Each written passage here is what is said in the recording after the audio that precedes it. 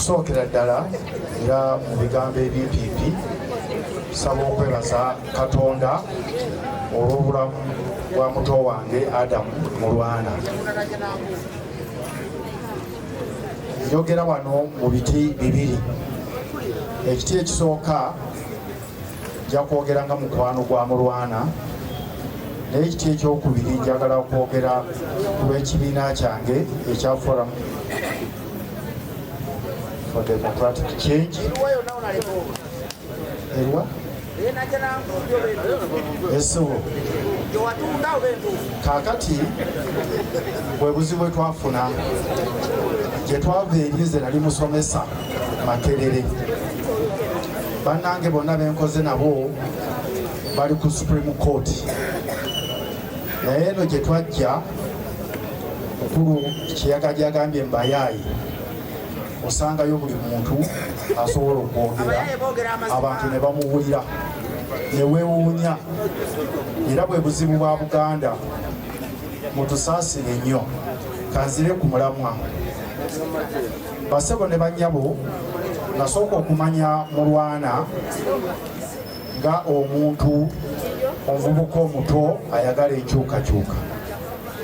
Nga mukulu Abitex bwagambye, ekivule ekyasooka mu Namboole nze nakimukwasa.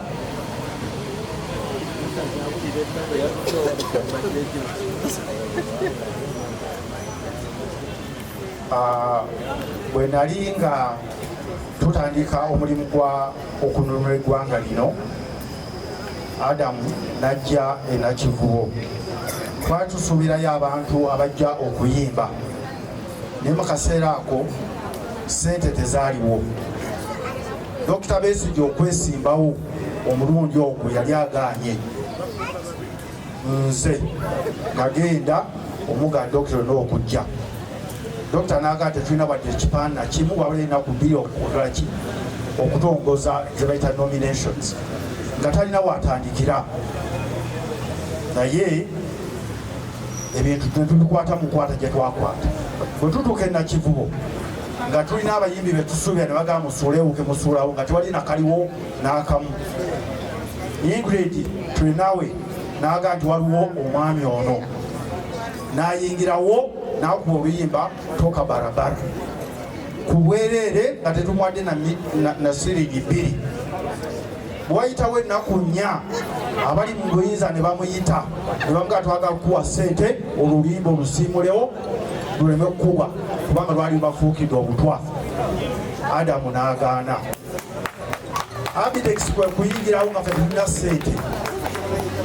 Abitex bw'ayingirawo ng'omuntu, ne tugenda e Namboole ne batongoza oluyimba, era tewaliwo ssente zaavaayo kuba nzijukira Abitex ssente ze yampa n'ez'Oweekitiibwa Joyce Bugwawo ne tumobilizinga Kampala. Naye ate Adamu yayimba oluyimba n'atakola ki? N'atafuna. Gwe mukwano gwakola ki? Ogwankwata ng'omuntu. Bwe tuba twogera ku byobufuzi abantu abamu tebabitegeera. Ku myaka 29 nali banka secretary, nali lawyer wa Gaddafi. Kakaloli baga nti ate babaguze oyo manya nti ki tamanyi kyakola ki. Ne tukwata campaign eyo yonna nga tuguze emizindaalo, nga nze ntambuza emizina zijanga wa vibes nga Uganda yonna nze nagisasula. Naye nga Adamu yayimba ate tafuna na sibigika 10. Mukiraba ku myaka egyo yali mwana muto mali myaka 2. Naye nga bamuwa ssente empitirivu n'akola ki? Awo we nfunira Oluganda n'Adamu. Era ntufuka ba mukwano, ffe abannabyabufuzi abamu tutya nnyo otya n'okulya emmere, naye nga bw'ogenda wali kwekya andemu aleeta buleesi nomba naye amuti muganda wo. Naye nfuna Oluganda olwokubiri bwe tugenda e Makka, omuntu gwe twetoololamu abamanyi e Makka 3,000,000 ne mwetoolola Kaaba kubanga kufa. Kubanga nagenda okugimala nga nsigaze enkutu emu, enkutu ey'okubiri ekoze eki? Ate obeera bwereere. Ngenda okwetolola bweti gwe nasanga aseka yali Kateregona, yali omuzanyi w'omupiira ne Haruna gwe nasooka okugwa mu kifuba ne tukaaba okuva Oluganda n'okola ki? Ne bwaŋŋamba nti yaga $3,000 wano muwabuwi kubanga Oluganda bwe lwakola ki? Oyo omwana oyo gwolaba Haruna. Ate nanzize wa Adamu ne tufuuka baki? Ba Luganda. kati njagala njogere mu kiti ekirala si kirungi kweyogerako bwe twogera wano ku lwa Adamu oyo ne Haruna mujulizi wange mu Uganda yonna tewali ansinga stage obunene kebe vibes kebe barab ziri mu container ku Jalia City nengula stage ya aluminium sina bino bya bibaawo aluminium ne canvas ino mukimanyi mu Uganda yonna nina amataala nze namba 2 nsinga nani Fox bani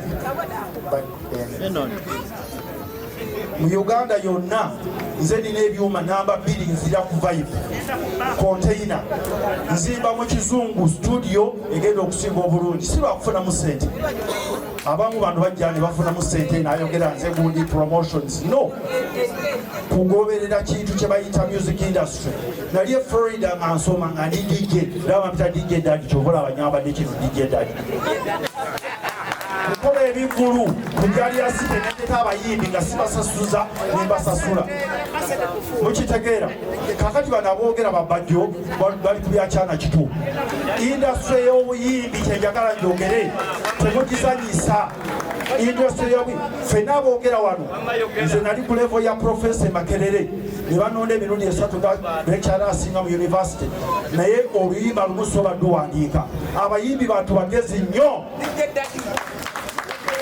bajje mu bayimbi okuva Florida ebyo nagenjogera container ziri wali zijjudde naye sisobola kuwandikayo nabiyimba ne muluwulira bwe nali mu primary enkozi nenjagala okuyimba bangoba mu kwaya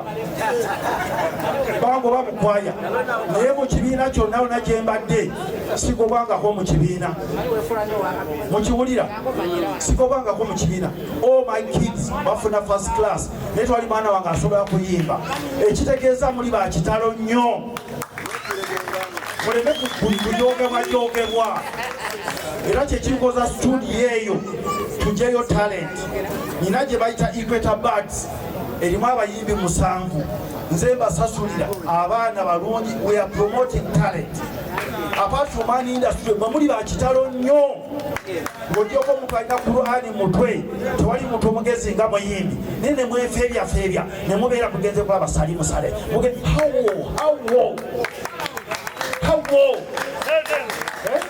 mutumalamu amaanyi omuyimbi ayimbira eddakiika 3 n'awa message etambula towa barabara dakiika ezi bwe bwewandiika ebbaluwa ewa muganzi omukwana omala dakiika 3 owandiika nkwagala nnyo olina amagulu ate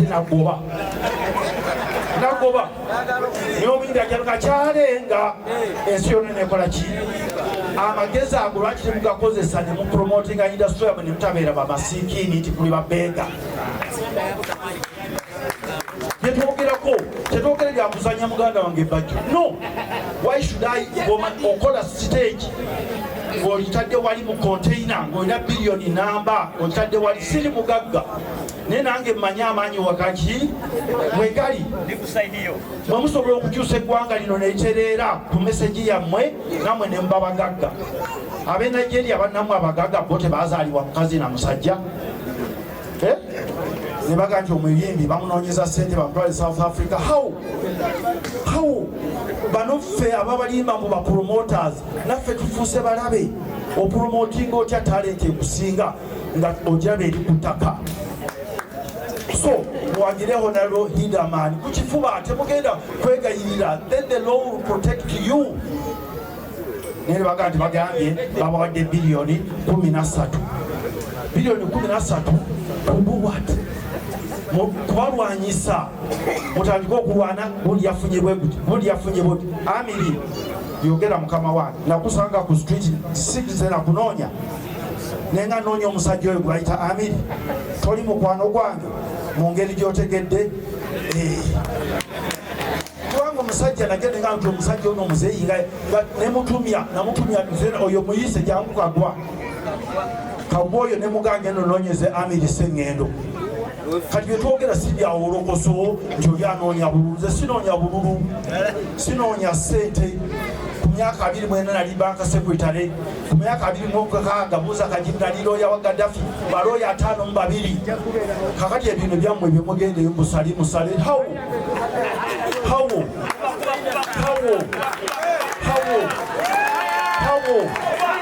Museveni yakuba minisita emirundi 3 n'embugaana nemugamba ng'oli wano ng'ompita njangwe lwakitula eyaliro yawa Gaddafi mukamawo ku myaka 26.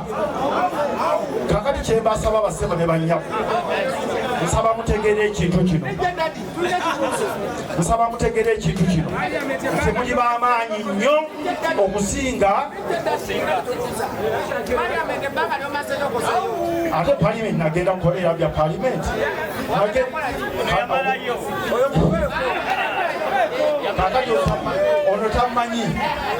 ono tamanyi ate sente zange sikola za interest jangu kuwe simola kakati basebo ne banjabu ono muganda wange ansagisa njagala mbabulire ekintu ekikulu erida amaanyi eri mu parliament gye tuli mu shadow cabinet ye mukama waffe ku mbeera eno. Mbadde nsaba mumuwagire mukwate etteeka lya copyright.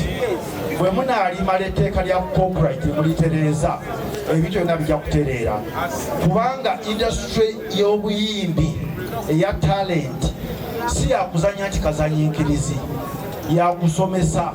Mu nsi yonna kadde mu Amerika yesinga obugagga, na wano kisoboka. Bwe munaamala nga muteredde mujja kutereeza n'embeera ya bulijjo. Mwanyinaze muto wange Stabu akubuulira maama wange bwamwagala, era bwe yafiirwa yanyiigira nyina nga notaata walakizikirako omwana wattu oyo 31 maama wange yali ayagala kudda namugaa Stabu ajja n'asigala n'amuzinyisa n'amaki. Naye maama wange alina byatakola n'atagendako ku myaka gy'agenda mu 8. So amaanyi gali mu ggwe, amaanyi gali mu mmwe, mutuyambe okununula eggwanga lino. Ffenna batulemeddwa, ekyammwe kiri everlasting. Oluyimba lwa Mulwana agenze n'emesegi yekyaliwo. Bino ebyaffe wadde oli profesa by'osomesa olufa nga bigofudde nabyo. So tubaagala nnyo, tujja kubawagira ekinaabeera mu parliament.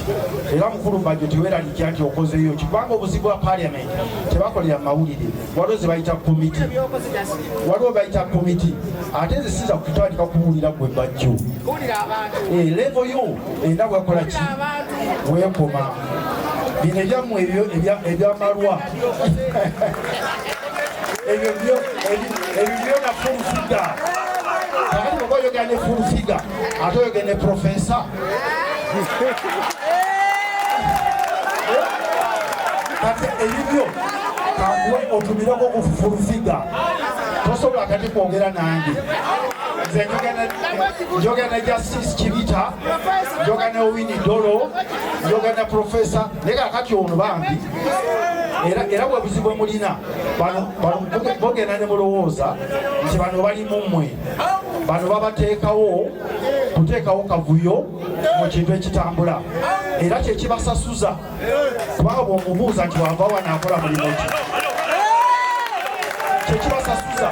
Eno gurupu bagiteekawo eryakavuyo, kakati abo ne batta industry. Kakati gwe ekikutwala mu bayimbi, oli muyimbi.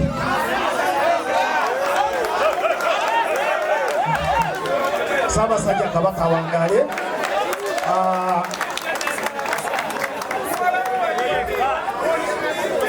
Kakati nsaba maliriza omulimu guno nga nebaza muto wange nesenebaza yenna Haruna omugenzi ono nga tandafa yajja ku mu ofiisi yange ng'alina omuggo, n'aŋŋamba onneebalizanga nnyo Haruna nyambye nnyo ng'omuntu n'andabirira. Nsaba okutwala omukisa guno mwebaza, nange ngenda kuyitako wano ku desiki, naye nsaba malirize nga nsaba Katonda omugenzi amuwe ekiwumulo ekirungi n'ejjana Firdausi. Assalamu alaikum warahmatullahi wabarakatuh. Wa alaikum assalam warahmatullahi